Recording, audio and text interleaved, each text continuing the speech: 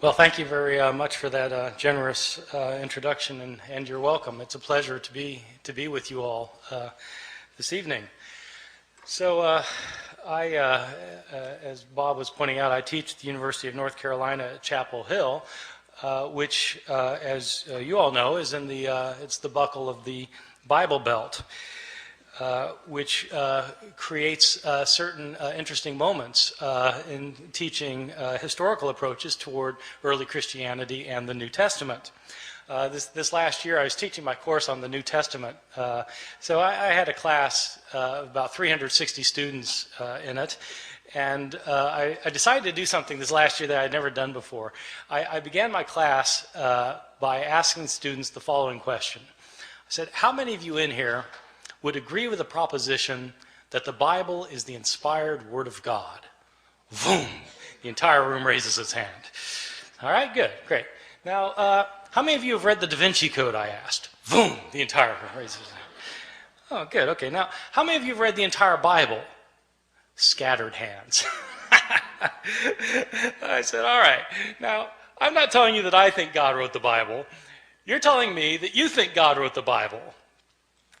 I can see why you might want to read a book by Dan Brown. But if God wrote a book, wouldn't you want to see what he had to say? It's just one of the mysteries of living in the South. Well, the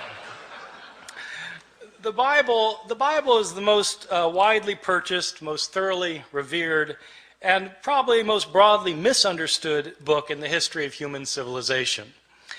One of the things that's misunderstood, at least by my 19-year-old students at Chapel Hill, is that when we're reading the Bible, we're not actually reading the words of Matthew, Mark, Luke, or John. We're reading translations from the Greek language in which these books were written. And something is always lost in translation.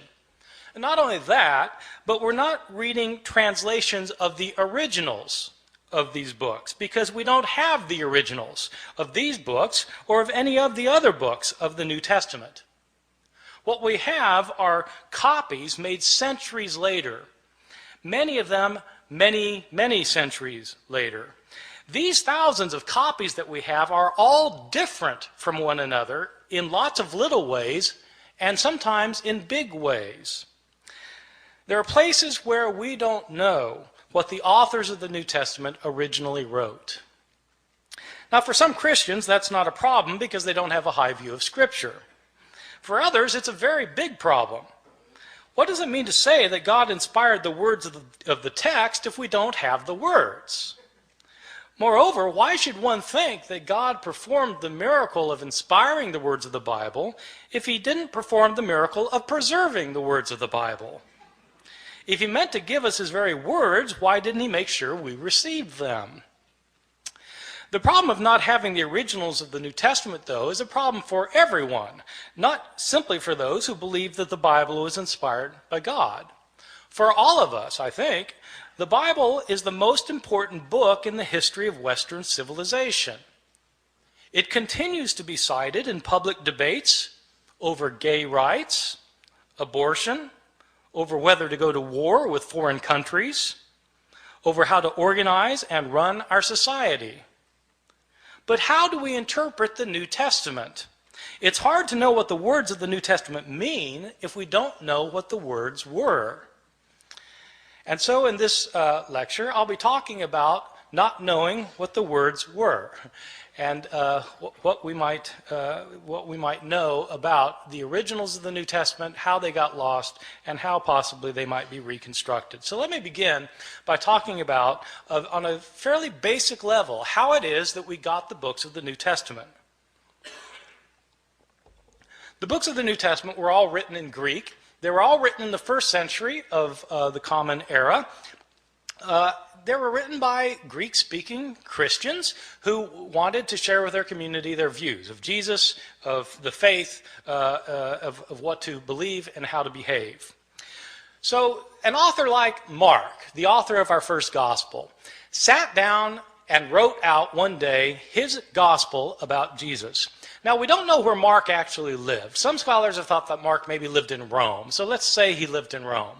Mark writes his book. Well, how does this book get into circulation? The problem is we're dealing with an age in which there were no Xerox machines. There wasn't desktop publishing yet, no PDF files. In fact, there wasn't carbon paper. How did people get copies of books? Well, in the ancient world, the only way to get a copy of a book was to copy it by hand. One page, one sentence, one word, one letter at a time. Mark makes his book, and somebody in his community wants another copy of it. And so that person either makes a copy himself or has somebody else make a copy for him. Now, part of the problem is that in the ancient world, at this time period in the Roman Empire, probably something like 90% of the population was illiterate, couldn't read or write. So not anybody could just make a copy. And most people who could write couldn't write very well. And so somebody makes a copy. We don't know who it was who made the first copy. We don't know if this person was competent or incompetent, but he made a copy. And probably, if he made a copy of this book by hand, one page, one sentence, one word, one letter at a time, he made mistakes. Now, my students sometimes have difficulty believing that people make mistakes when they copy things by hand. And so I tell them, well, you sit down tonight and copy the Gospel of Mark and see how you do. Well, in fact, they'll make mistakes. Now, here we have a problem created because we have the second copy of Mark that is also put in circulation, and somebody wants a copy of Mark, and so they copy the copy, but the copy has mistakes in it, and so the next person who copies it copies the mistakes thinking that they're the original wording, and the second person also makes mistakes of his own. And so he not only reproduces the mistakes of his predecessor, he introduces his own mistakes. And then another person comes along and copies that copy, making the mistakes of both of his predecessors and creating mistakes of his own. And then that book gets put in. And pretty soon you've got copies around the city of Rome that are all different from one another. Now, a visitor comes to Rome from Ephesus, and they have a church back in Ephesus too, and they want a copy of this gospel, and so he takes a copy, makes a copy, takes it back to Ephesus. And then that copy gets copied, and that copy gets copied, and that copy gets copied. Then somebody comes from Smyrna, and they want a copy. And so it goes for year after year after year. We don't have a copy of Mark until around the year 200. About 150 years after Mark was originally written. So not only do we not have the originals, we don't have the first copies, or the copies of the copies, or the copies of the copies of the copies of the copies, etc., etc. Mistakes were made en route, and these mistakes were replicated. Now, the only way a mistake gets corrected is if you're copying a copy of Mark, and you come across a sentence that you're pretty sure is wrong because it doesn't make sense, and you try and correct it. And so you correct it to say something other than what it says. The problem is there's no guarantee that you will correct the mistake correctly, right? You might correct the mistake incorrectly, in which case you've got three forms of the text: the original text, the mistake, and the mistaken correction of the mistake. And so it goes on for year after year, decade after decade. The originals end up getting lost. They get lost. They're either worn out of existence, or people figure, well, we don't need this. I've got a brand new copy of it, and so they throw it away. And all of the books of the New Testament, all 27 books, experience the same fate. And so that is the situation we're dealing with. This is not a situation that's unique to the New Testament. This is a situation that we find for every book from the ancient world. Every ancient book has this problem. The problem's exacerbated with the New Testament simply because the New Testament has come to be revered as Scripture, and also because, as it turns out, we have more copies of the New Testament than of any other book from the ancient world. That would seem like a good thing, but it also means that we have more mistakes for the New Testament than for any other book. And so the abundance of evidence we have creates an abundance of problems. Let me talk about the surviving copies that we do have. First, give you a sense of the numbers of books that we're talking about. New Testament was originally written in Greek, and at last count we had over 5,700 copies of the New Testament in the Greek language in which it was originally written. Now, when I say we have 5,700 copies, I don't mean that we have complete copies of all the books from beginning to end. What I mean is we have either complete copies or fragmentary copies. Some of these fragmentary copies are very small little fragments found in trash heaps in Egypt where the rest of the book was destroyed, and we just have a little scrap. So we have from little scraps to enormous tomes that are in medieval libraries. We have 5,700 copies in Greek, and we have copies in other languages because as Christianity spread throughout the Roman Empire, people translated the New Testament into other languages, such as Latin. We have something like 10,000 copies of the Bible in the New Testament in Latin, in Coptic, the ancient Egyptian language, in Syriac, in Georgian, in Armenian, in Old Church Slavonic, etc., etc. We have all sorts of copies in all sorts of languages. These copies can be compared with one another, and when you compare these copies with one another, there are lots of mistakes in them because no two of these copies are exactly alike in their wording. How old are these copies that we have? Well, the oldest copy that we have of any book of the New Testament is actually a little fragment that was discovered in Egypt. This fragment is about the size of a credit card, and it's written on both front and back. That's significant, by the way, that it's written on both front and back because it tells you that this copy actually came from a book. Like we have books today where you've got pages written on front and back as opposed to a scroll. Christians early on preferred writing their scriptures in books rather than in scrolls. That made these books different from other books throughout the Roman world. This little credit card sized scrap that we have is called P52. It's called P52 because it's written on papyrus. So papyrus is an ancient writing material, and it's called P52 because it was the 52nd papyrus that was discovered and categorized, classified, cataloged. So this little scrap has a few lines on it from John chapter 18. It's the passage where Jesus is talking to Pontius Pilate in his trial before Pilate, where Pilate says, "What is truth? What is truth?" That line. So that's that. It's written on, and it's written both front and back. Now the thing is, if you have a little scrap like that, and it's written on the front and the back, and you know what passage it comes from, then you can actually do some interesting things because you can figure out, even though you don't have a complete line on this page, you can figure out where this thing was on the page. And if you've got if you do it right, if you've got it one margin, you can figure out how many letters were in each line, and you can figure out how many lines must have been on the page in order to get from this part to that part. See what I'm saying? So you can actually reconstruct how long the page was, and then you can calculate how many pages were in this manuscript, because how many pages would it take with this many letters in it to create the Gospel of John? And so this one scrap can tell you how long the manuscript was. So there are people who do this for a living, so it turns out.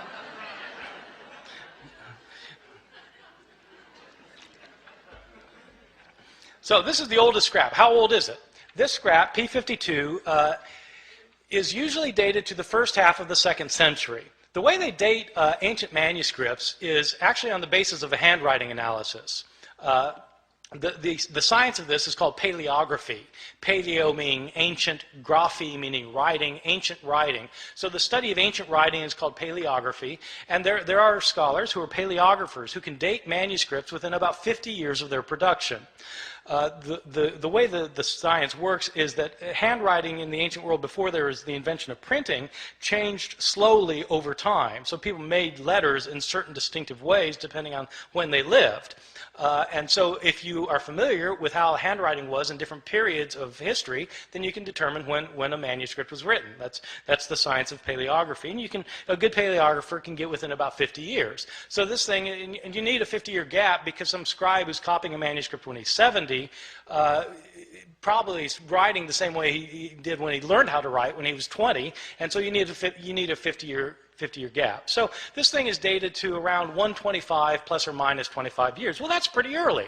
This is from the Gospel of John. This little piece was probably written about 30 or 40 years after John itself had been produced. So that's pretty good. We don't get a complete copy of the Gospel of John until, again, around the year 200. But we do have this little scrap.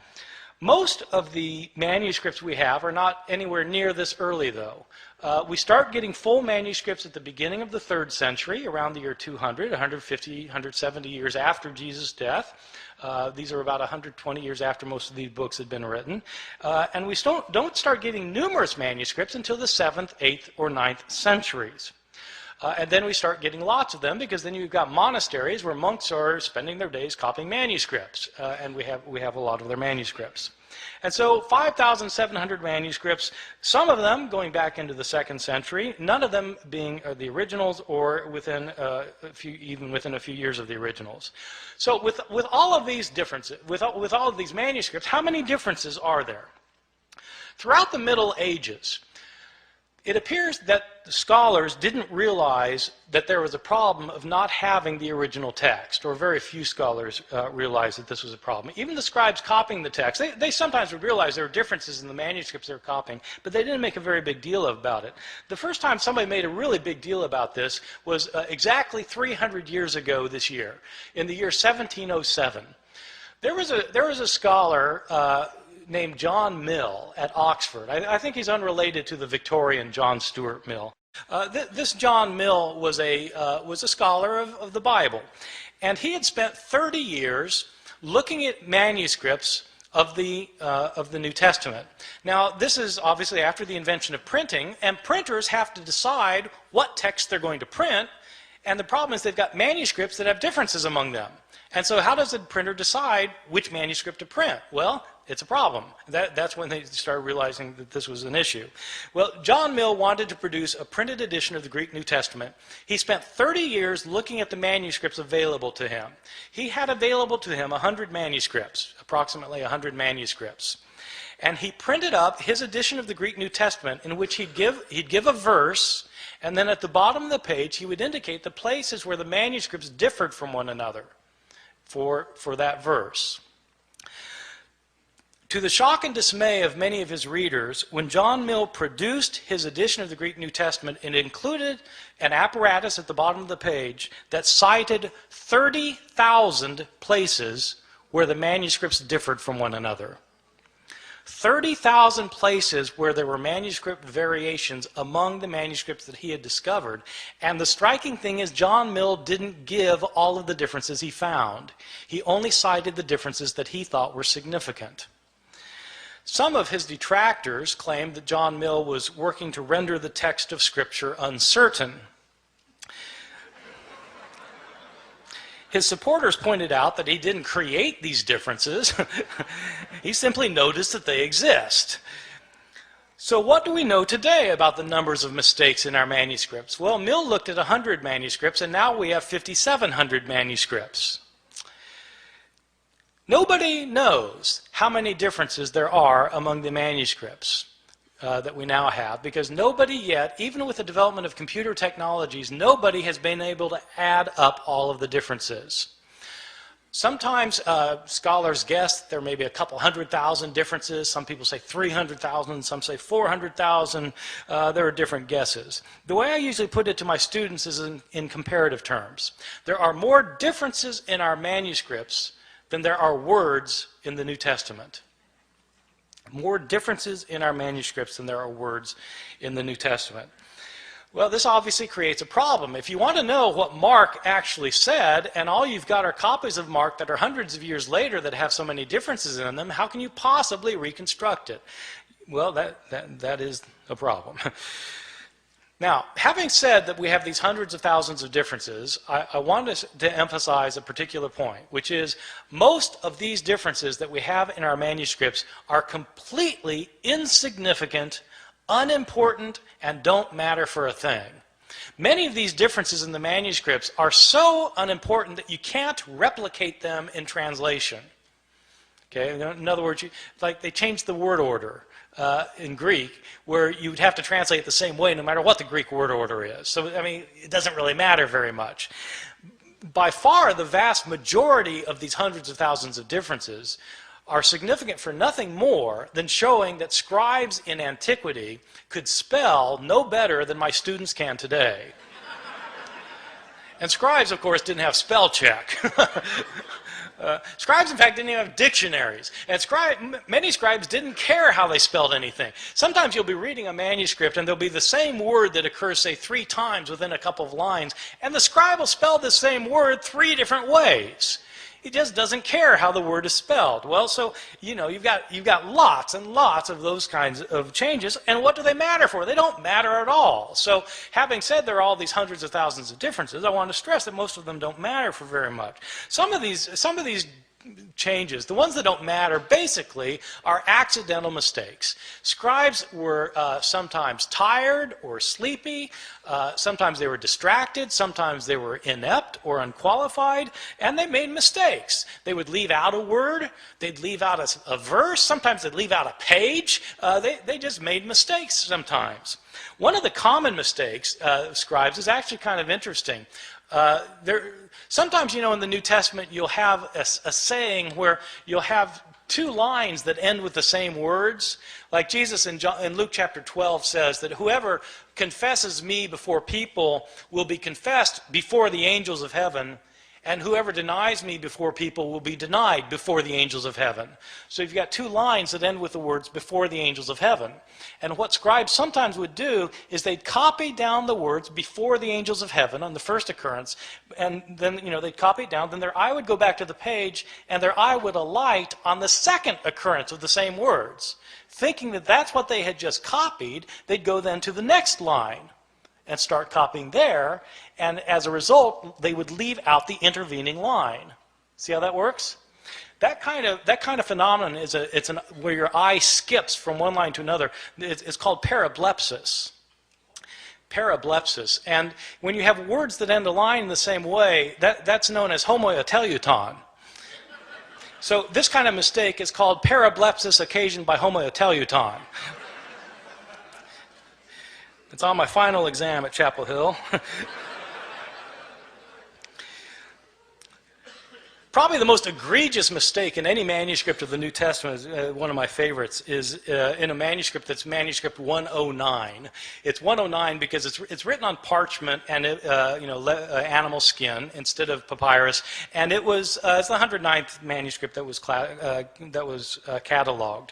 This is a 10th century manuscript that was written by a scribe who wasn't paying attention, and this scribe was copying the Gospel of Luke. Now, the Gospel of Luke is one of the 2 Gospels in the New Testament that has a genealogy of Jesus. Genealogies usually aren't the favorite reading of my students at Chapel Hill. And I think probably it wasn't the favorite reading of this guy because he wasn't really paying attention to what he was doing. But, in Luke's genealogy is actually fairly interesting because in Matthew's the other gospel that gives a genealogy of Jesus, and it traces Jesus' line all the way back to Abraham, the father of the Jews, in Matthew. Luke doesn't stop there. Luke keeps going. Luke traces Jesus' genealogy all the way back to Adam, as in Adam and Eve. This is a fantastic genealogy. I've got an aunt who's a genealogist who's traced my family, back to the Mayflower. The Mayflower, Adam and Eve. So it's, Jesus is supposedly the son of Joseph, who's the son of so-and-so, the son of so-and-so, the son of so-and-so, who's the son of David, son of Jesse, son of so-and-so. It goes all the way back. Isaac, son of Abraham, so back to, Seth, son of Adam, who's the son of God. Okay, this genealogy. It goes all the way back. So the scribe of manuscript 109 is copying a manuscript that evidently gave the genealogy in 2 columns. 2 columns. But the second column didn't go to the bottom of the page. It only went partway down, the second column. So the first column, second column, partway down. And the scribe apparently didn't realize that this genealogy was in 2 columns. And so he copied across the columns instead of copying one column then the other column, leading to some very interesting results. As it turns out, Adam isn't the first human being. There was a man named Phares, who's the father of the human race, and as it turns out, God is the son of Aram. So it happens. These kinds of mistakes are just pure accidental mistakes that scribes mess up in places. There are other kinds of mistakes that are what I think are probably intentional mistakes. I differentiate between accidental mistakes where scribes just slip up and intentional mistakes where it looks like scribes are actually trying to change the text. Now, I don't know for sure that scribes are trying to change the text. I don't have any scribes around to interrogate about the matter. But there are some changes that don't look like they could possibly simply be a slip of the pen. And there are others that are debatable, whether they were a slip of the pen or not. But let me give you a couple of examples, and you'll see that some of these look like scribes maybe wanted to change the text. I'll give you a couple for instances. In Mark chapter 1, the Gospel of Mark, we read at the very beginning that we read, as was written in Isaiah the prophet, behold, I send my messenger before your face to prepare your way for you. Okay, this is in Isaiah the prophet, behold, I send my messenger before you. This is a very interesting passage because the passage that's quoted is not Isaiah. When it says in Isaiah the prophet and then gives the quotation, the passage quoted is actually Exodus. So it's interesting that in the later manuscripts of Mark's gospel, the text is changed. So that it no longer says in Isaiah, as is written in Isaiah the prophet. Now it says, as is written in the prophets. You see, getting rid of the problem that, in fact, this isn't a quotation from Isaiah. Right? See, so I mean, maybe that's a slip of the pen, but it looks to me like somebody saw that this could be taken as a mistake, and they changed it as a result. Or give you a second example. In Luke's Gospel, chapter 2, we have the only story of Jesus as a boy in the New Testament. Jesus is a 12-year-old, and we're told that he and his family have taken a trip to Jerusalem to celebrate a festival, probably the Passover festival. It is a peculiar story because they celebrate this festival, and then the family gets back and goes back in the caravan back home, and 3 days later they realize Jesus isn't with them. I mean, you might think they would have checked ahead of time, but he's not there, and so they go back to Jerusalem to try and find him, and on the third day, his mother finds him in the temple. And this isn't an accident, by the way, that it's on the third day, right? This is a foreshadowing for Luke of what's going to happen at the resurrection narrative, where on the third day, Jesus will rise from the dead. Well, so on the third day, his mother finds him in the temple, and there's 12-year-old Jesus talking to the leaders of the Jews and discussing with them matters of the law. And Mary is not pleased, and she sees Jesus finally after tracking him down for 3 days, and she says, "Son, why have you done this? Your father and I have been looking all over for you." Now, when scribes copied this, they were taken aback. Your father and I? But Joseph wasn't his father, right? Jesus was born of a virgin. So it doesn't make sense for Mary to say, your father and I have been looking all over for you. And so there are changes in the manuscripts. Some manuscripts simply say, Joseph and I have been looking all over for you. Some manuscripts say, we have been looking all over for you. But somebody's changing the text because it could be read as a problem. And so they got rid of the problem. I'll give you a third example. This example is in one of Jesus' discourses in the New Testament, in Matthew chapter 24, in which Jesus is talking about what's going to happen at the end of time. This passage actually was very important. I feel a tangent coming on here, by the way. This passage was very important when I moved to Chapel Hill in 1988. Bob, you had been gone for a year at this time. In 1988, there was a big furor in North Carolina. There were Christian groups who thought that the end of the world was going to happen in 1988. That Jesus was going to come back and take everybody out of the world who were his followers. That's the rapture, right? When the rapture and Jesus comes back, takes people out of the world, and then all hell breaks out on earth for 7 years, and then the end comes, right? So there was a guy who had written a book based on this passage I'm going to talk about in a second. The guy had written this book that was called 88 Reasons Why the Rapture Will Occur in 1988. This book was in 2 million copies. I had students whose parents believed it and literally sold the farm.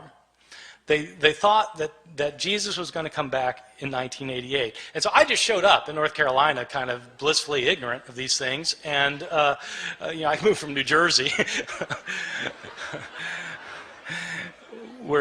such things we're not worried about. And but this guy named Edgar Whisenant, he was a NASA engineer who had studied the Bible and come up with 88 reasons why the rapture was going to occur in 1988. And one of the reasons involves this passage I'm going to talk about. Jesus tells this the disciples want to know, when's the end going to come? And Jesus tells them, learn the parable of the fig tree. When the fig tree puts forth its leaves, you know that summer is near. So too, when these things take place, you know that the end is near. Truly I tell you, this generation will not pass away before all these things take place. So Edgar Whisenant, this is one of Edgar Whisenant's 88 reasons. So the way it works is this. What is Israel in the Bible? Israel is sometimes represented as a fig tree. Well, when the fig tree puts forth its leaves, you know that the end is near. Well, okay, so if the fig tree is Israel, when does the fig tree put forth its leaves? Well, the fig tree lies dormant over the winter, and then when springtime comes, it comes back to life. When does Israel come back to life? 1948. That's when Israel comes back to life, becomes a nation again. Truly I tell you, this generation will not pass away before all these things take place. How long is a generation in the Bible? 40 years. 1948 plus 40, bingo, 1988. This was one of the 88 reasons. Now, somebody pointed out to Edgar Whisenant that Jesus in the same passage points out that no one knows the day or the hour when the end will come. When Whisenant had said that it was going to come during the week of Rosh Hashanah in September. And so they said, but Jesus says no one knows the day or the hour. And Whisenant was completely unfazed. He said, I don't know the day or the hour. I just know the week.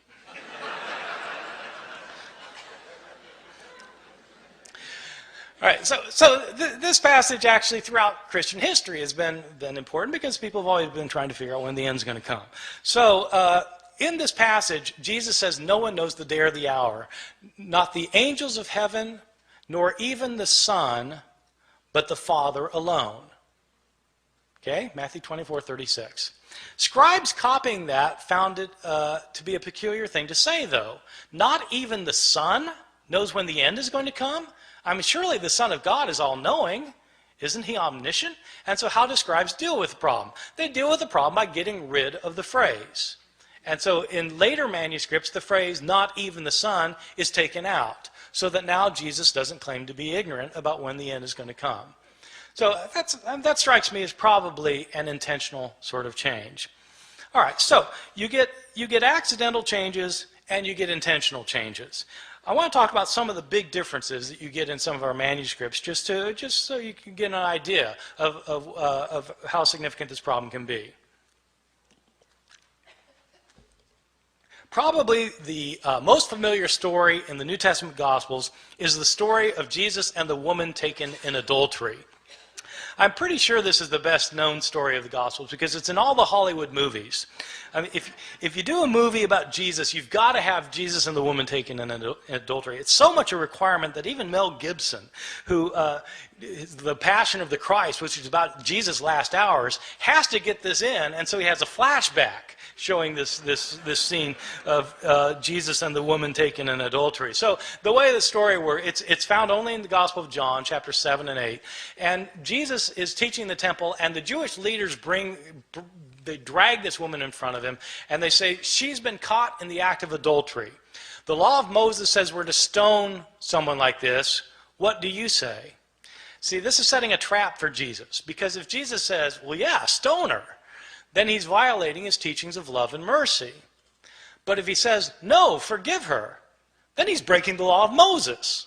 So what's it going to be? Well, Jesus has his way of kind of getting out of these traps, as you know, if you read the New Testament. So what he does in this case is he stoops down and he starts writing on the ground.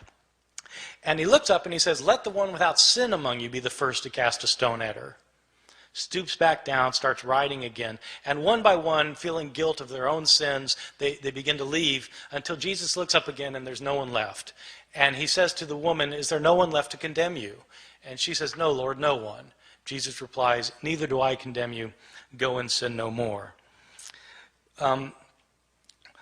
There is a textual variant in a now lost manuscript, which when Jesus, about this line about when he says, let the one without sin among you be the first to cast a stone at her. In this one textual variant, it indicates that a stone comes flying out from the crowd, nails the woman in the head. And Jesus says, Mom, sometimes you really tick me off.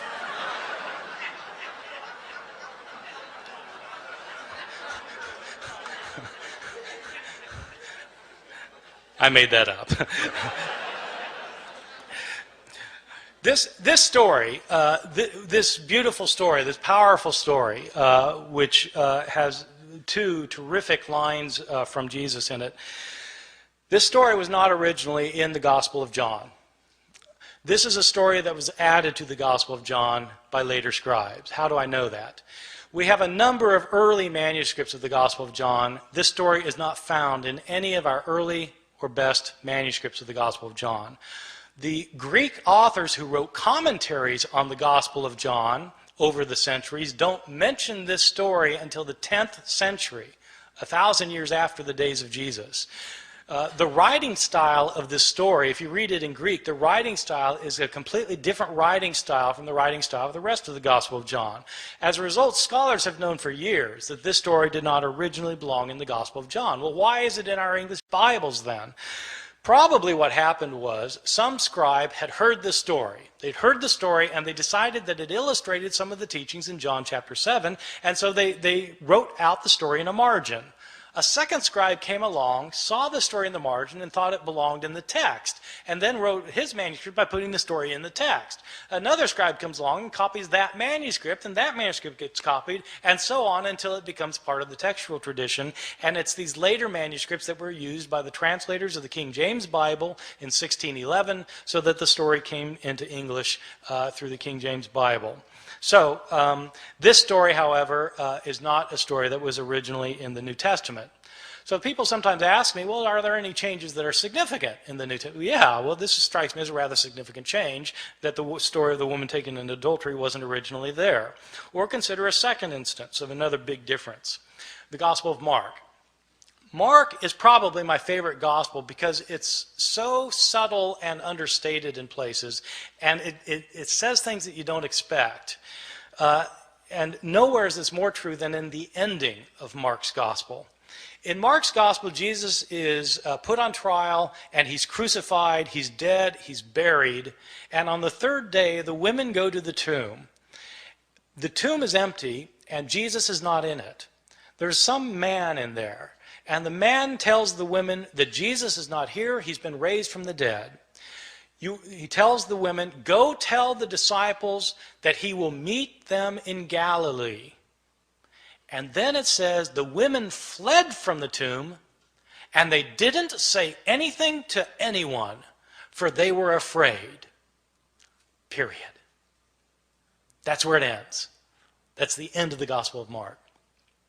And you think, how could it end there?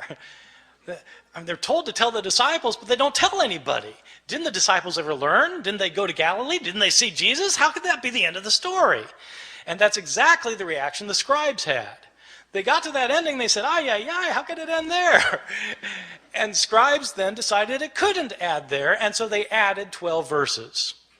So that in your English Bibles today, you'll find 12 more verses after that, after chapter 16, verse 8, and often they'll be in double brackets, because the translators will tell you in a footnote, these verses weren't originally in here, these were added by later scribes. In these verses, in these added verses the scribes added later, but we know they're added later because they're not in the earliest and best manuscripts. The writing style is different from the rest of the Gospel of Mark, and in fact there are inconsistencies between this ending and the verses that precede it. So this is clearly an addition to the Gospel of Mark. In these final verses, according to these final verses, the women do go tell the disciples do go to Galilee, they do meet Jesus there, and Jesus then tells them that they're to make disciples of all the nations, and people who become his disciples will be able to speak in foreign languages that they previously didn't know. They'll be able to handle deadly snakes, and they'll be able to drink poison and it won't harm them. These are the verses that the Appalachian snake handlers in my part of the world use to base their liturgical practices on. I've always thought that sometime in the ambulance on the way to the hospital, somebody should point out, well, actually those verses aren't in the Gospel of Mark. Mark actually ends with the women not saying anything to anyone, for they were afraid. Somebody added the last 12. Let me give you a couple more examples of some differences that strike me as big. One that I think is really quite interesting that scholars debate. The first two I gave you, scholars don't debate very much. Almost everybody agrees that they weren't originally there. But there's an interesting change in another story in Mark that there's a lot of debate about among scholars. It's a story in Mark chapter 1 where Jesus heals a leper. And the way the story works is that Jesus is walking along, and a leper comes up to him, and the leper says to him, this is a guy with leprosy, and he comes up to him and he says, Lord, if you're willing, you're able to cleanse me. And in most manuscripts it says that Jesus felt compassion for the man, and he reached out his hand and he said, I am willing, and he healed him. But in several ancient manuscripts it says something different. In these other manuscripts, instead of saying Jesus felt compassion for the man, it says, and Jesus got angry and reached out his hand and said, I am willing, be cleansed. Getting angry. Now, scholars have to debate which is the text that Mark originally wrote and which is the text that's been changed by a scribe. And one piece of logic that scholars have used over the years is this. Ask yourself, which text is a scribe more likely to have created out of the other? Is a scribe likely to have taken the text that says Jesus felt compassion and changed it to say Jesus got angry? Or is a scribe likely to have found the text that said Jesus got angry and to change it to say Jesus felt compassion? Well, if you put it like that, then, the latter's more likely something a scribe would have changed. And so this criterion ends up sounding kind of backwards, but the way the criterion works is that the reading that's the most difficult to understand is probably the original one. Okay? The more difficult reading is to be preferred. And so that's one reason for thinking that, in fact, this text originally said Jesus got angry, and there are actually a whole host of reasons for thinking that's what the text said. The next step, then, is to ask, well, what's he angry about? In other words, to try and figure out what the text means. But you can't know what the text means unless you know what the text says. You see? So you've got to establish the words first, and that's what people who are textual critics do. They try and decide what the words originally were. Let me give you one other example, and then I'm going to stop and take any questions that you have. There's another quite moving passage in the Gospel of Luke. Which is also well known. It's a scene in which Jesus is being crucified, and Luke is interesting in the scene of Jesus' crucifixion. Luke is interesting at the scene of the crucifixion because it's unlike what happens in Luke is unlike what happens in Mark's gospel, the story of the crucifixion. In Mark's, just to illustrate this for a second, in Mark's gospel, which is the first gospel, you have a very distinct portrayal of Jesus going to his crucifixion, a portrayal that is filled with pathos and agony. People don't realize this, that Mark's portrayal is very different from Luke's portrayal. And the reason they don't see that there are differences is because of the way that people read the Gospels. The way people typically read the Gospels, if they read the Gospels at all, but if they read the Gospels, the normal way of reading a Gospel is you start at the beginning and you read to the end. So, okay, you're going to read the Gospel. You start with Matthew. You start with the first verse, chapter 1, verse 1, and you start reading and you get to the end. You go from top to bottom. Then you read Mark. Start with the beginning, go to the end, top to bottom, and it sounds a lot like Matthew. Same stories, a lot of the same words, sounds very similar. Then you read Luke, top to bottom, sounds exactly the same. Not exactly, it's different, but it's basically the same thing. They sound alike. And then you read John, well, that's different, but, in essence, it's not that far off. So they all sound basically the same because you read them from top to bottom, or you read them vertically. The way to see differences in the Gospels is to read them not vertically, but to read them horizontally. Where you read a story in Matthew and you look at the same story in Mark and compare the two stories. When you do that, you start finding enormous differences. People, there are all these debates about whether there are discrepancies in the Bible. If you want to find discrepancies in the Bible, all you have to do is read the texts horizontally. I give this as an assignment to my students all the time. I give them I say, take the resurrection accounts. What really happened at the resurrection? Depends which author you read. And so I have them list what happens in Matthew, what happens in Mark, what happens in Luke, what happens in John, and compare the list. And it's actually quite striking when you do this with the resurrection narratives. Because, well, who is it that goes to the tomb? Is it Mary Magdalene by herself or Mary with other women? If other women, how many other women? And what are their names? It depends which gospel you read. What do they find there? Is the stone rolled away already or is it not rolled away already? Depends which gospel you read. Who do they see there? Do they see a man there as in Mark? Do they see two men there as in Luke? Or do they see an angel as in Matthew? Depends which gospel you read. What are they told? Are they told to tell the disciples to meet Jesus in Galilee, or are they told to tell the disciples to stay in Jerusalem? Do they go tell the disciples? It depends whether you read Mark or whether you read Matthew and Luke. If they do tell the disciples, what do the disciples do? Do they go to Galilee or do they stay in Jerusalem? It depends which gospel you read. I mean, you just go down the line, and it's different. And that's how you get if you read these stories against each other. Well, if you do that in the story of the crucifixion in Mark and Luke, you come up with very, very different portrayals. The significance of that is not just, okay, so there are discrepancies. Yeah, there are discrepancies, but that isn't the point.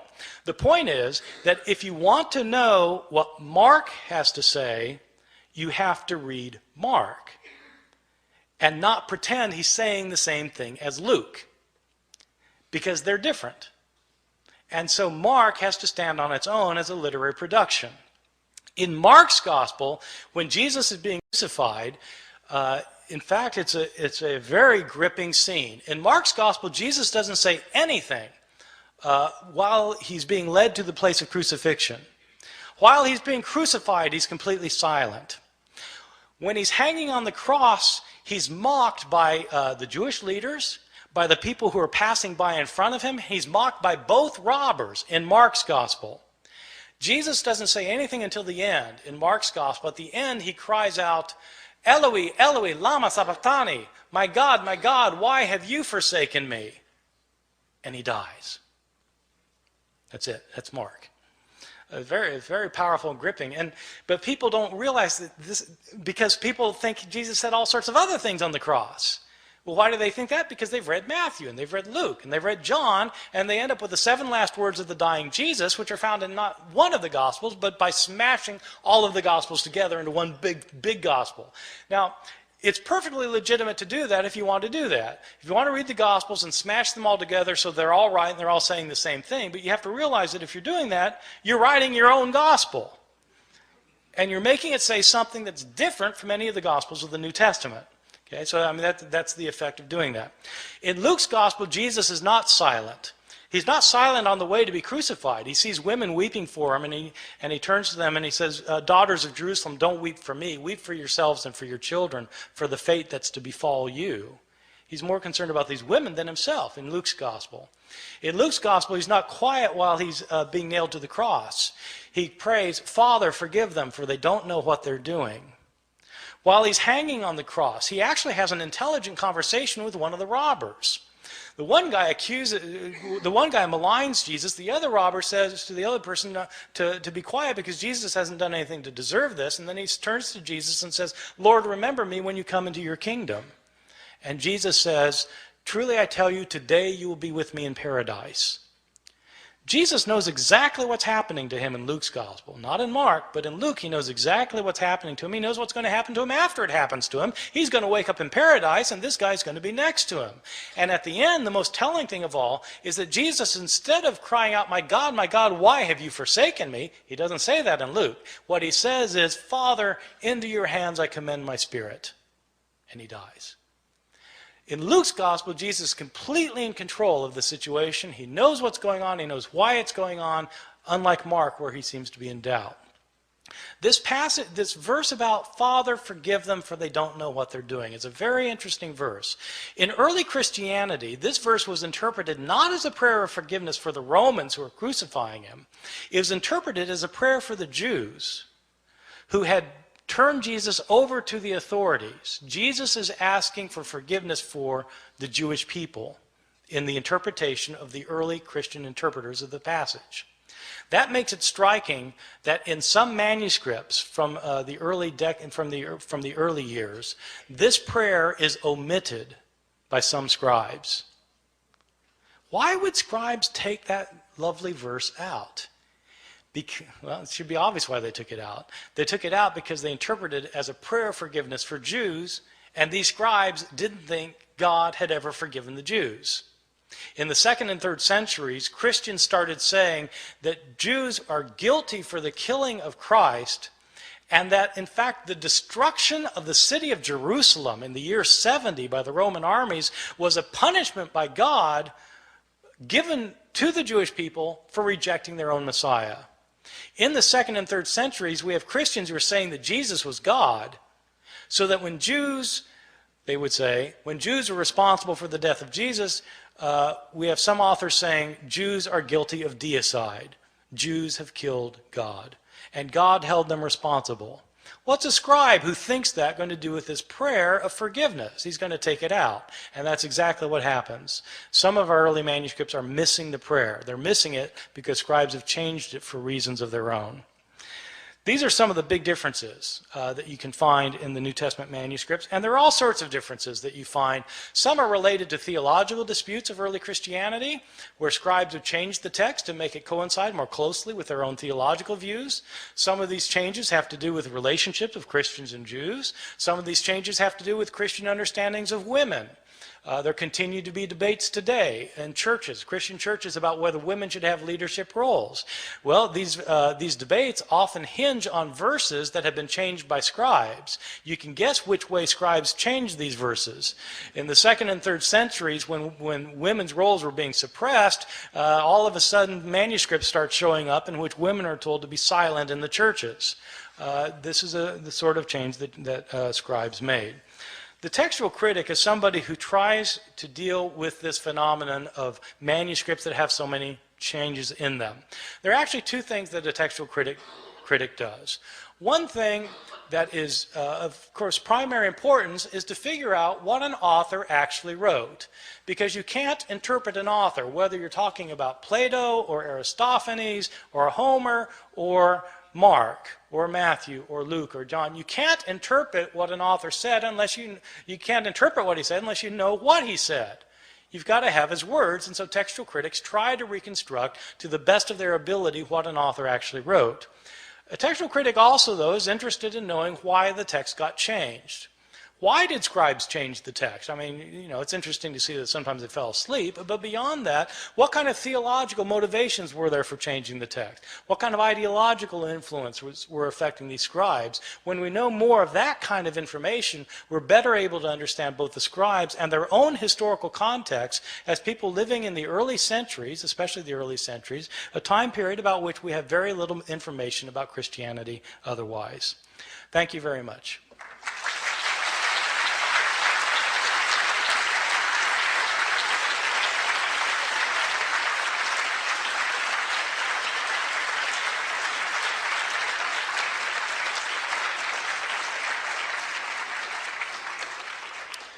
There are microphones on both sides, and I think we'll alternate. And can I just say that I will, if it doesn't sound like the question was loud enough, I'll repeat the question to make sure everybody heard it. So yes, start over here.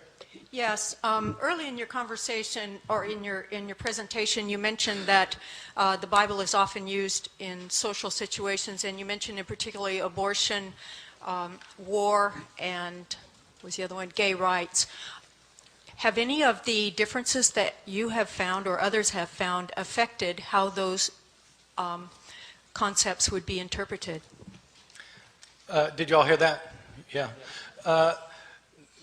The kinds of social issues that are pressing for us today were not pressing to the scribes who were copying the texts.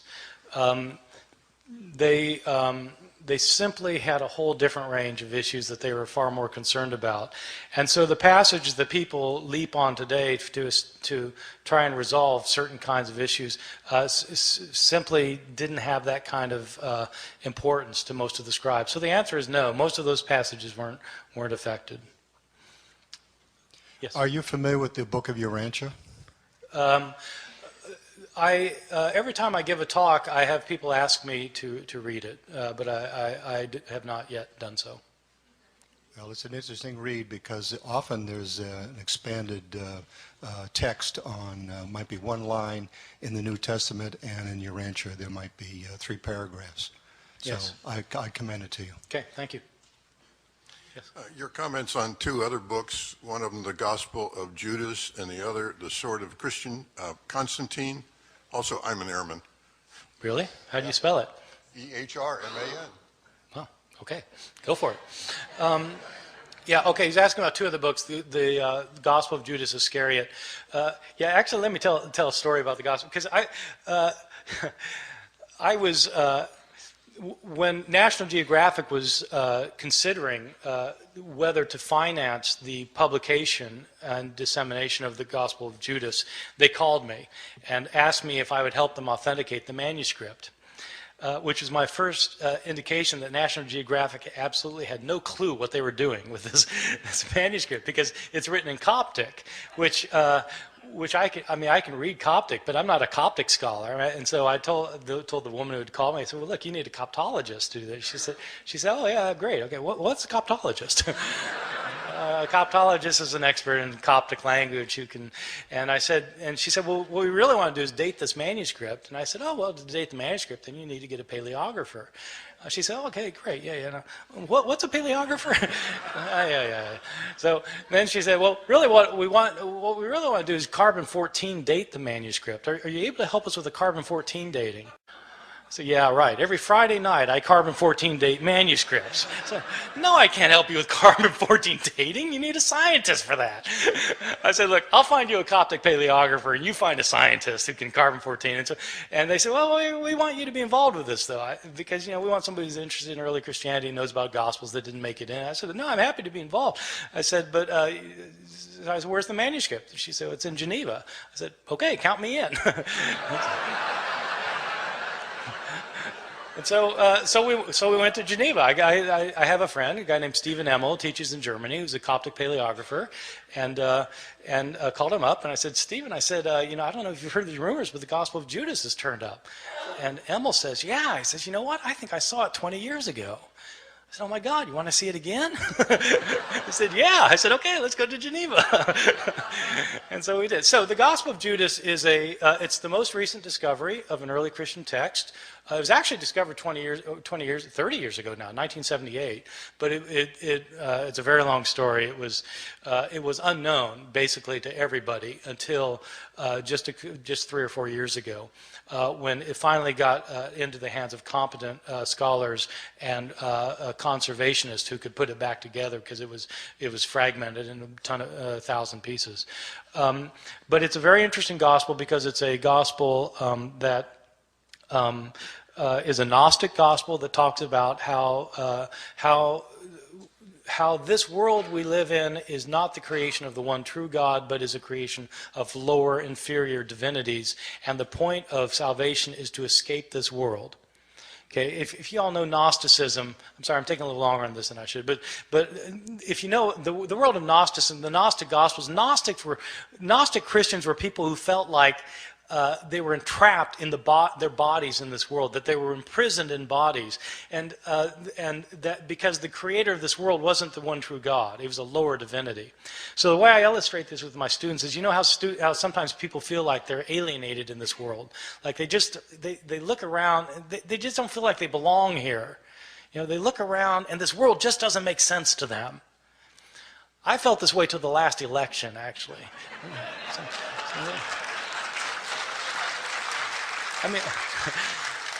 I knew people that seemed to do just fine, but it didn't make sense to me. I realized I don't belong here. I'm from another world, and these friends of mine are not from another world. They belong here. And so these Gnostics thought that they need to escape this world by having secret knowledge, and these Gnostic Gospels are Gospels that provide the secret knowledge. So the Gospel of Judas is that kind of thing. The most important discovery of a Christian book in the last 60 years, in my opinion. The other question was about the Sword of Constantine, written by James Carroll, which is, I think, a terrific book, a really good read, basically about Jewish-Christian relations, in short, but how the relationship of Christianity and Judaism changed when the Emperor Constantine became a Christian. I think that's a very fine book. Yes. I was wondering if you would say a word about Marcion, and also if you would consider First Clement to be a first-century witness to the text of 1 Corinthians. Oh, wow. I feel like I'm in my doctoral exam all of a sudden. Wow. Okay. Yeah. Okay. Marcion. The short on Marcion. Marcion was probably the most important Christian thinker of the 2nd century. He was a kind of a teacher philosopher type from Asia Minor, who took the Apostle Paul very seriously when Paul differentiated between the gospel of Christ and the law of the Jews. Paul thought that a person could not be made right with God by keeping the requirements of the Jewish law, but a person had to have faith in Christ. And so this differentiation between law and gospel for Marcion became an absolute differentiation, that the God who gave the law could not be the God who gave the gospel. So that Marcion taught that there were actually two different gods, that the God of the Old Testament was in fact a different God from the God of Jesus, that the God of Jesus in fact tried to save people from the condemnation of the God of the Jews. The idea is the God of the Jews created this world, gave Israel the law, everybody breaks this law, and so this Jewish God condemns them. Justly. I mean, they broke the law, so they're condemned. Jesus comes from a higher God who never had anything to do with this world before Jesus showed up. Jesus came to save people from the wrathful God of the Jews. And so Marcion tried to propound this point of view and won a lot of converts. In fact, in his day, he was extremely successful. There were a lot of Marcionite churches that started up. And in some parts of the Christian world, it looks like this Marcionite understanding of Christianity was the dominant form of Christianity. In this form of Christianity, the Christian Bible didn't have an Old Testament, because that was the book of the Jews. And it had the Christian New Testament consisted of Paul's letters. Marcion knew of 10 of Paul's letters, and one gospel, the Gospel of Luke. So it was Luke and 10 letters. I mean, some of us are glad that Marcion didn't succeed, because those of us who teach New Testament would only have half-time jobs now. Anyway, so that was Marcion. The second question is, does 1 Clement give us any attestation for the text of 1 Corinthians? So 1 Clement is a book that is in a collection called the Apostolic Fathers. It was probably written in the mid-90s, and so it was actually written before some of the books of the New Testament. It was written to the church in Corinth by the Christians of Rome. And it was actually kind of an interesting situation that led to this letter. There apparently was some kind of ecclesiastical coup in Corinth, where the leaders of the church had been ousted somehow or other. We don't know how. And some other people had taken over, and the people in Rome didn't like it. And they tried to reverse this coup that had happened. And so this author then is writing to the church in Corinth to try and straighten things out. And this author knows about 1 Corinthians, and in fact reflects a lot of Paul's letter of 1 Corinthians, which was written about 30 years earlier. I don't think it gives us any help for knowing the text of 1 Corinthians, if by that you mean, does it help us reconstruct what the actual words of 1 Corinthians were? I don't think it helps us with that, but it does reflect many of the themes that you find in 1 Corinthians. Yes? With the possible exception of Matthew 24, where Jesus says, not even the Son knows, none of the textual examples that you've given tonight pose any problem for fundamental Christian doctrines. And I'm wondering if there are textual examples that are more threatening on that front. My second question is, to what extent were canon and textual problems discussed at Nicaea? Okay, the second question is quite easy. To what extent were the formation of the canon of the New Testament and the text of the New Testament discussed at Nicaea? The answer is not at all. The Da Vinci Code says they were, so yes. Who should I believe? Yes. Right. I think you need to trust Dan Brown. He did a lot of research for this book. He learned, for example, that Leonardo's name was really Da Vinci.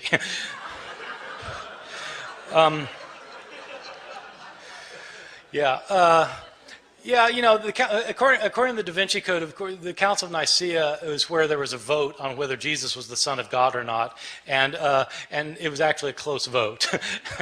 And that is completely bogus. Everything he says about the Council of Nicaea is absolutely wrong. The Council of Nicaea didn't talk about the formation of the canon, which books would go in, which books would go out. Constantine had no role to play in that decision at all, nothing to do with it, so far as we know. So that's just... you know, that's something he came up with that is no bearing on historical reality, I think. Are there textual changes that affect Christian doctrine? Well, it kind of depends how you look at things. There certainly are passages that affect Christian doctrine. There are passages in which scribes changed passages to emphasize that Jesus was divine. They changed other passages to emphasize that he was human. And so they wanted to emphasize that he was both human and divine. And so they changed passages so that it would look that way. One passage in particular is kind of interesting that is directly related to Christian doctrine, is that the doctrine of the Trinity is not explicitly taught in any passage of the Bible. In other words, the doctrine that there are three gods... Sorry.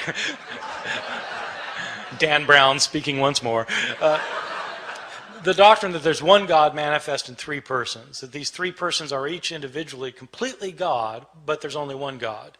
Not three gods, but one God, but not one person, three persons. So the three in one. This is not taught in any passage of the Bible except 1 John chapter 5, verses 7 and 8, in which the author says that there are three witnesses in heaven, the Father, the Word, and the Holy Spirit, and these three are one. That's a pretty explicit statement about the Trinity. Now, there's an interesting story about this passage because it doesn't show up in the Greek manuscripts of 1 John. It's in the Latin manuscripts of 1 John. When the first scholar to put together a printed Greek New Testament produced his work, this was Erasmus, who was a humanist from Rotterdam. In the year 1516, he put together for the first time the printed edition of the Greek New Testament. He didn't include the verse, because it wasn't in the manuscripts that he had. And the Latin theologians went ballistic. And according to the story that circulated, Erasmus said, look, it's not in any of the Greek manuscripts. And they said, yes, but it's part of the church's doctrine. You've gotten rid of the Trinity.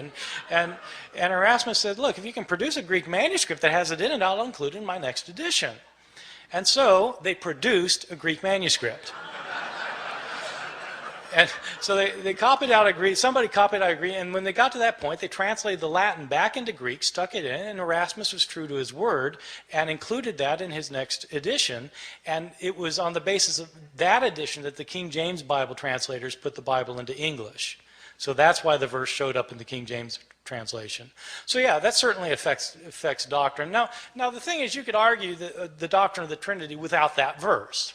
You can argue theology without any particular verse, because theology is never just kind of rooted in a particular word or it's a bigger thing than all that. And so my view is that Christian doctrine isn't based on any of these textual variations. What happens, though, is these textual variations sometimes change the way what a verse means. Sometimes they affect what an entire chunk of a book means. Sometimes these textual changes affect the very meaning of an entire book. And that's theologically significant to me. Not that it necessarily changes anybody's precious doctrines or their chosen doctrines, but it does affect what the books of the Bible mean, and that's theologically significant, I think. Yes? Yes, I appreciated your lecture. I haven't read Misquoting Jesus, but I enjoyed your Da Vinci Code book last year. It was got me thinking. Seriously, I did like it a lot. A question I have regarding the attempts to harmonize the crucifixion accounts, whether they can be harmonized or not, concerns the logical approach that's appropriate to use, and this is what I'd ask your comment on. Aristotelian logic basically indicates that omission is not necessarily a contradiction. At the Stanford philosophy website, I think it's the Encyclopedia of Philosophy, I forget exactly, there's a very elegant summary of Aristotle's definition of a contradiction. Basically, in my limited style, I'll just say it's a situation where you have two statements that cannot both be true at the same time regarding the same situation. The statement that Bart, Ehrman, and Bob Gregg are in this room does not contradict the statement that Bart is in this room. it does contradict the statement that only Bart is in this room. So when you add the word only, that's a concern. And so given the fact that the gospel writers were not attempting to be exhaustive, as long as Mark doesn't say the only thing Jesus said was Eloi, Eloi, lama sabachthani, I'm not sure that there's an issue there. It's like if there was a traffic accident. One witness might say, well, the red car swerved and hit the pedestrian. Another person might say, well, actually, before that, it was a blue car that cut the red car off that I saw that hit the pedestrian. But there's not, they'll have different details, but the test, the threshold for saying it's a contradiction seems to me to be higher than what you're setting it at. Yeah, okay, good. Yeah, thank you. It's a very good question. And I think, part of it, there are a couple things to say about. One is, it depends what you're after. If you're after what each witness is saying, then it's not fair to make the one witness say what the other witness is saying, because they're saying different things.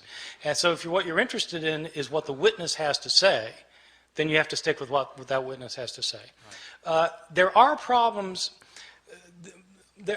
There are problems of reconciling things, because if you go with the idea that omission isn't a contradiction, the way you end up reconciling things leads to some very peculiar situations. For example, when I was in college, I bought a book. I was an evangelical Christian who held this kind of view, and I believed that, in fact, the texts could all be reconciled with one another. And I bought a book that was called The Life of Christ in Stereo. Which was, the idea is, it's kind of stereophonic sound with the Gospels, and you need them all going at the same time to get the full thing. And so, but there are problems, because in Mark's Gospel, Jesus tells Peter that before the cock crows twice, you'll deny me 3 times. Now, in Matthew's Gospel, it says before the cock crows, you'll deny me 3 times. So what do you do in the life of Christ in stereo? Well, you put the two together, and it ends up that Peter denies Jesus 6 times. Once before the cock crows and once before it crows twice. Now that's perfectly possible, and it reconciles the difference, but it makes the text say something different from what any of the texts say. And as it turns out, there are flat-out contradictions too, which your way of doing it wouldn't work, in my opinion. Just give you one example. One example is, well, no, never mind. Okay. What day did Jesus die on? Well, it depends which text you read. In Mark's Gospel, it's quite explicit that Jesus has a Passover meal with his disciples. Mark 14:12, where do you want us to prepare the Passover for you? Jesus tells them. They go home that night. They have the Passover meal. They eat the meal. After the meal, Jesus is arrested. He spends the night in jail. Next morning, appears before Pontius Pilate. Pontius Pilate kills him the morning after the Passover meal is eaten. You read the Gospel of John, and Jesus has a meal with his disciples. It's not called a Passover meal. He's arrested after the meal, spends the night in jail, shows up for Pontius Pilate. He's condemned, and it says that he is sent off to be crucified just after noon on the day of preparation for the Passover, which is the day before the Passover meal is eaten. So, he couldn't die both times. He either died the day before the Passover or the day after the Passover, but it couldn't be both. And so you have that kind of thing, as well as the kind of thing you're pointing out where, they might just be eyewitnesses telling different parts of the story, in my opinion. Just to clarify, though, using the Aristotelian definition of a contradiction, are the statements, the fact about what Jesus said from the cross, are those contradictory, those accounts? Or are they? See, I was saying You're omission just talking about the statements. No, but I'm saying that if you want to reconcile them by saying giving the 7 last words of the dying Jesus, I mean, if all you're interested in is Aristotelian logic, then the answer is no. Okay. But if you're interested in what these texts mean, then the answer is yes. You get very different portrayals depending on which account you read. So it depends what you're interested in. Okay, thank you. Yeah. Yes. I was reading your book, Misquoting Jesus, today, and it actually made me think a lot of some feminist theory that I've been reading lately about the responsibility of academics. Bell Hooks took a lot of flack for this book, Feminist Theory from Margins to Center. And so I'm reading Misquoting Jesus and thinking this is essentially a book with an argument about philology that is accessible, readable, and does not sacrifice the complexity of the argument. So one, as an aspiring academic, what's your secret? And 2, do you have a philosophy about what our responsibility as academics is, and how do you think about who your audience is? Yes, thank you. Well, thank you for the compliment. And, yeah, you know, the reality is that most academics don't know how to talk to a normal human being.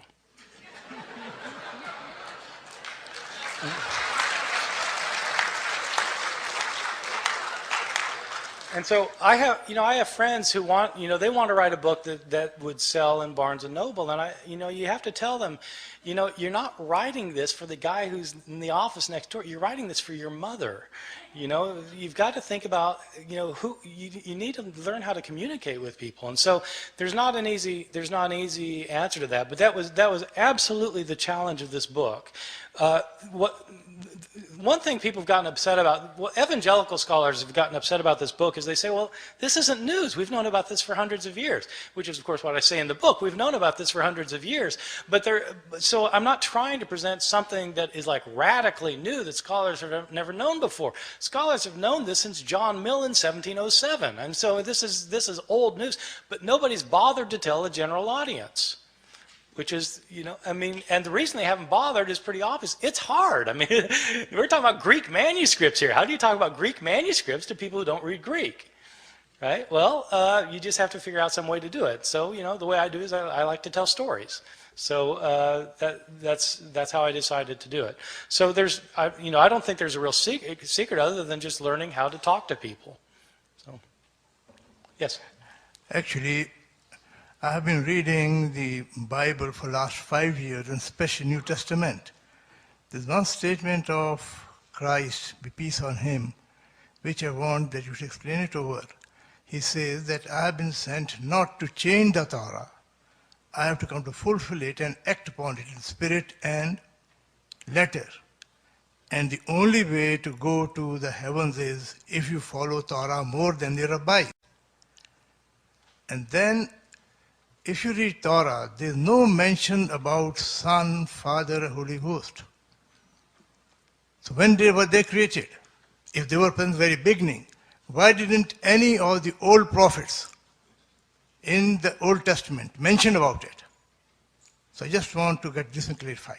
Yes, thank you. Well, the passage you're quoting is from Matthew chapter 5, verse 17. It's distinctive to Matthew. Matthew's gospel is the one that emphasizes that Jesus' followers need to follow the Torah. It's interesting because the Apostle Paul says just the opposite. He says that a person can't be made right with God by following the Torah. And in Matthew, Jesus says his followers have to follow the Torah. And so that is an interesting issue. The question about what do you do about the fact that the Torah doesn't mention Father, Son, and Holy Spirit, of course, that's exercised theologians for centuries. Back when they were developing the doctrine of the Trinity, they had to deal with this. And they came up with solutions to that by modern standards, I think would be seen as creative. When God says, let us make man in our own image, who's he talking to? Right? Well, so there are passages that in the Torah that were used to support Christian theology, but of course other people might say, well, these are interpretations of the passage that aren't really the interpretations that they would have had for their first readers. Yes. Is there someone over here? Yeah. Yeah, can you talk just a little bit more about the relationship between these textual variants and different interpretations of the manuscripts with the actual process of canonization, or deciding what should be put into the Christian canon, what should be omitted? The relationship between the changes in the manuscripts and what should go in and what should go out. Yeah, where they're like, did that play into the debates of, this gospel should be left out because we have different copies that are saying different things, for instance?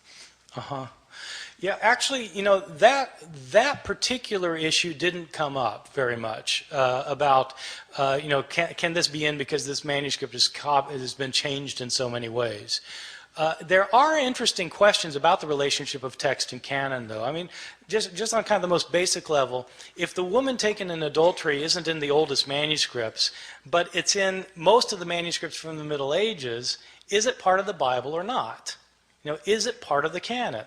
Or the last 12 verses of Mark. They're not in the earliest manuscripts of Mark, but they're in most of the manuscripts of Mark. So is it part of the Bible or not? And that really is a good question, and it's not a question that a historian can answer. It's a question that a theologian needs to answer, because it has to do not with historical fact, but with theological interpretation about the nature of Scripture. But it's really, I think it's a fundamental question for theologians, because if theology, if a biblical theology is rooted in the text, you have to know what the text is. Which is, for me, one of the reasons I've been surprised over the years that theologians show no interest in textual criticism at all, most of them. No knowledge of it, no interest in it. And it seems to me it's actually kind of important for biblical theologians anyway. So I think you need to go to the mic if you have a question. Did you have a question here? Oh, yeah. Yes. Thank you for talk. I have a question regarding the discrepancy among the Gospels. Yes. Obviously, there are many differences, and then it sounds like it's almost embarrassing to have those 4 Gospels put together as a Bible, and say that this is truth, because there are obvious differences. Yes. Then my point is there are argument that if there are embarrassing discrepancies among the Bible in the Bible, why would early Christians and why would they put them together and they say it's the Bible, although there are obvious differences? Yes, it's a great question. Why did the early Christians not look at these discrepancies and say this is a problem? Why did they include them in the same covers as the Bible? It's a really good question, and I think that actually different early Christians had different answers to that. One early Christian in the 2nd century was a guy named Tatian, whose answer to this was that you've got these 4 accounts, and this guy Tatian actually produced a Life of Christ in stereo for Syriac reading Christians in the 2nd century. He took the 4 Gospels and he put them together into one big Gospel and reconciled them all together with one another in a book that was called the Diatessaron, which means through the 4. You take the 4, and through the 4 you get the big gospel. So that was one way of dealing with a problem. Some Christian authors thought that if you have contradictions between these texts, then what that is the Holy Spirit telling you that you need to look for the deeper meaning of the text, because the surface meaning of the text obviously doesn't work. And so it's God telling you need to look for the deeper meaning of the text. And the reality is that most Christians in the 2nd, 3rd centuries down to today never realized that there are differences. I mean, most people read the Bible and don't realize that there are differences. And I think it was that way in the early church too. In fact, most of these people couldn't read anyway. So, I mean, it wasn't that they could do a careful analysis of the synoptic Gospels. They couldn't read the Gospel. So they heard them read in church, and they'd hear a story one week, and then another story next week, another story the next week, and it didn't occur to them that there are discrepancies. And so this idea of kind of finding these discrepancies in a way really wasn't the issue for most of these early Christians, I think. One more question. Can you give the reference to what just claimed about the illiteracy in the early Christianity? And yes, the illiteracy of early Christianity. Can you just give me references? Yeah. The best study of literacy in the ancient world is William Harris, and it's simply called Ancient Literacy, published by Harvard University Press. He doesn't deal very much with Christianity, but he does say a few things about it. All right, thank you. Yeah, I've come across a couple of radical pieces of information on the Bible I wonder if you'd comment on. One is that, I've read this in several places from biblical historians. One is that there was a get-together called the Second Council of Constantinople in around 555 AD. And it was one where they did some major deletions in the Bible, and they took out just about everything Jesus said about reincarnation. That's one of them. Well, that one's easy. That's false. Okay. One of the places I read this is in a book called The Jesus Mystery by Janet Bach. I don't know if that means anything to you. Right. Don't read those books. Okay. Okay. And in all due respect, how are they wrong and you're right? Authority. That's it? I mean,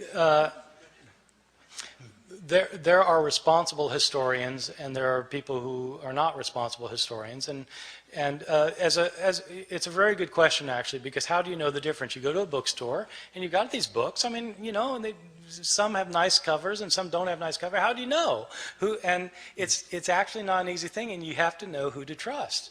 And so one thing to do is look at credentials. Where do these people teach? Do they teach? Where did they get their degrees? Do they have degrees? Or are they independent researchers? An independent researcher is somebody who doesn't have a degree usually.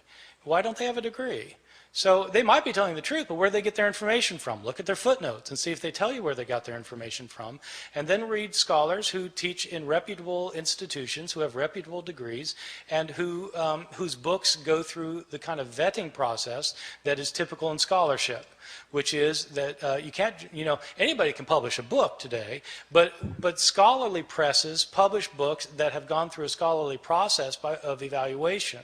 And that's the kind of book you want to read if you want an authoritative account. Yeah, and the second piece of information was that there's 18 years that are missing from the Bible, basically from the age of 12 to the age of 30. And it's been said that that was deleted, and that he spent those years traveling through India and visiting with various holy men and so forth, right, and reaching a state of enlightenment, right, and then coming back to... Yeah, that, you can even find Gospels that claim that. These Gospels were written in the 19th century, but I mean, you can at least find Gospels that say it. There are 18 years that are unaccounted for, and the question is, what would Jesus have been doing during these 18 years? And what most historians think is that he would have been doing what any Jewish lad in a small hamlet in Galilee would have been doing. He would have been working every day. Probably a carpenter, or apprenticed as a carpenter, and he probably didn't travel. Jews. I mean, he was very poor, probably a hand-to-mouth existence, and probably worked 6 days a week. And on the seventh day, you couldn't go anywhere because it was the Sabbath. So my guess is he just grew up in Nazareth. And there are no ancient sources.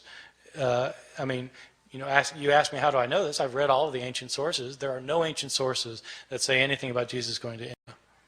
Yeah, I just find, given the stature of this man, that the fact that there was zero written about him in those 18 years is very suspicious to me. I just think there must have been a deletion somewhere.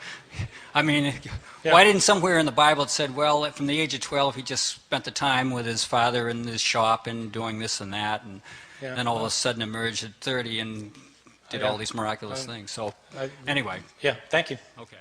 Yes.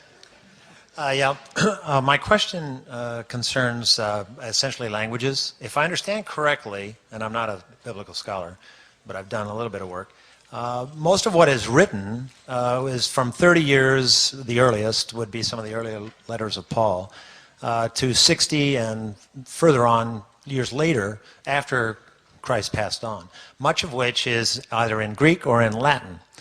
And in spite of what the governor of Texas was purported to have said in about 1923 in a trial on bilingual languages, they had that same problem when she threw a Bible down and said, if English was good enough for Jesus, then it's good enough for our students.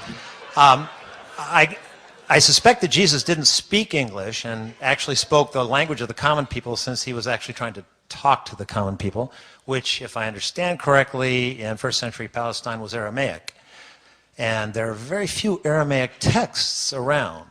So could you comment on what's missing between what was actually said and the codices that we're actually trying to decode, and with no reference to Da Vinci Code here, decode as being what he might have said. Yes. In fact, I don't believe he spoke English, so he did not say, Father, forgive them, for they know not what they do.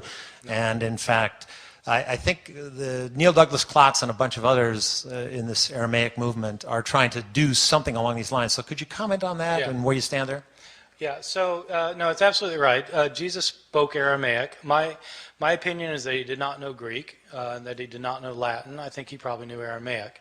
The Gospels are written in Greek, so already when you're reading the Gospels in Greek, you're a step removed from the words of Jesus, assuming that the words that are being recorded are actually words that he said, because they're written 30 or 40 years later, and maybe some of these words weren't things that he actually said. There are sayings in the Gospels that make better sense if you retranslate them into Aramaic from Greek.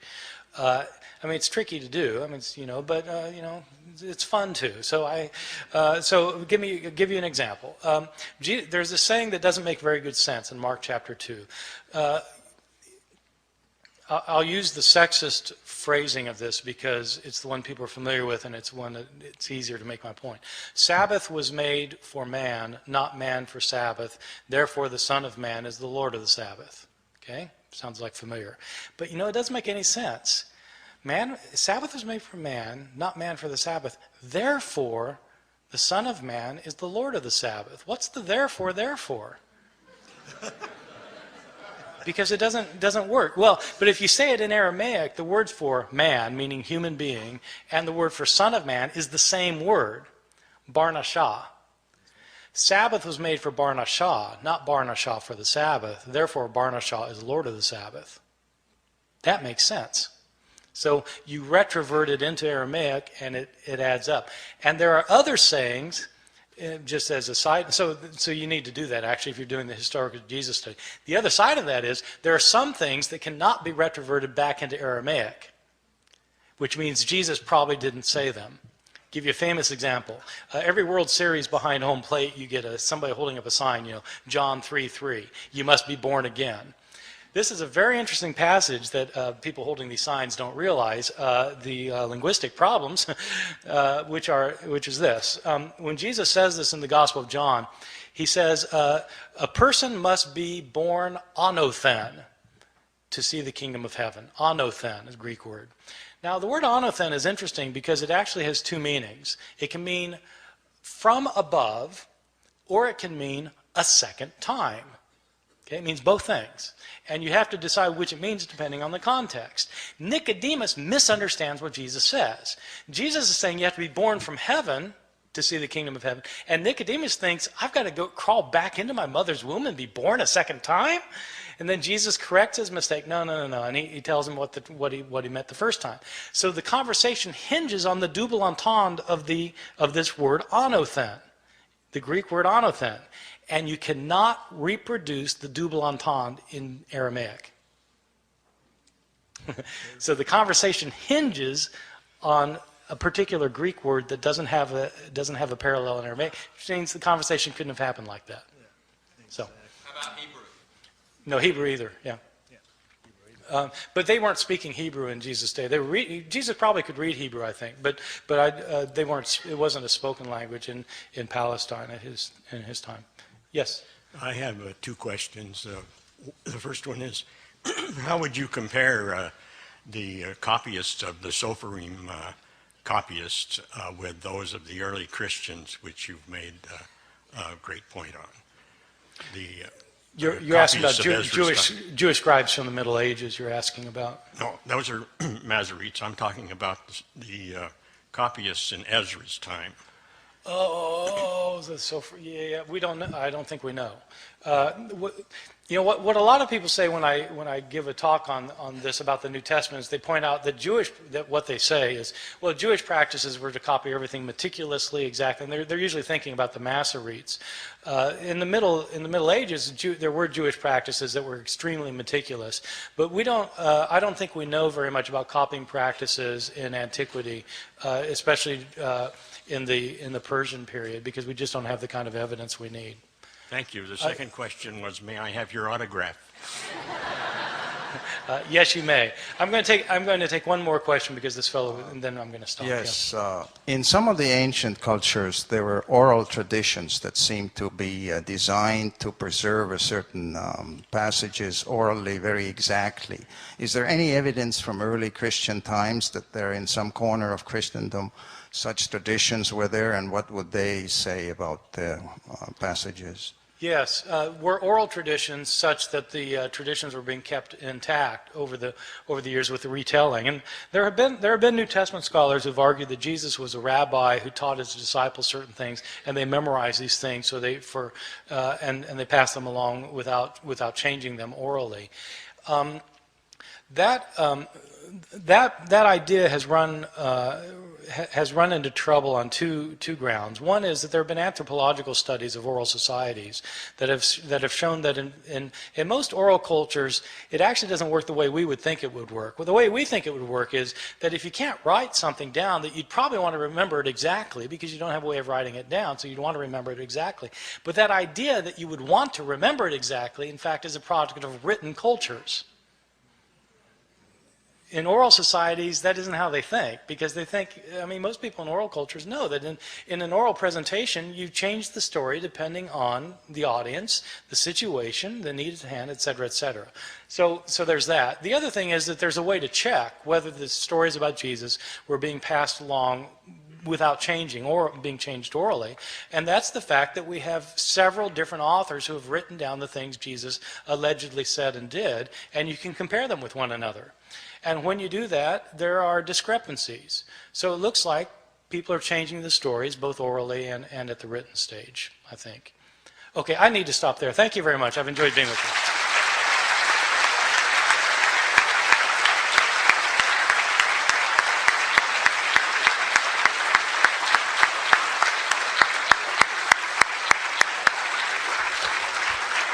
Thank you for an extraordinary evening. Thank you, Professor Ehrman, for bringing us scholarship that we haven't known for 300 years, as you point out, since 1707, both here tonight and in your books. And thank you all very much for your questions and for your participation this evening.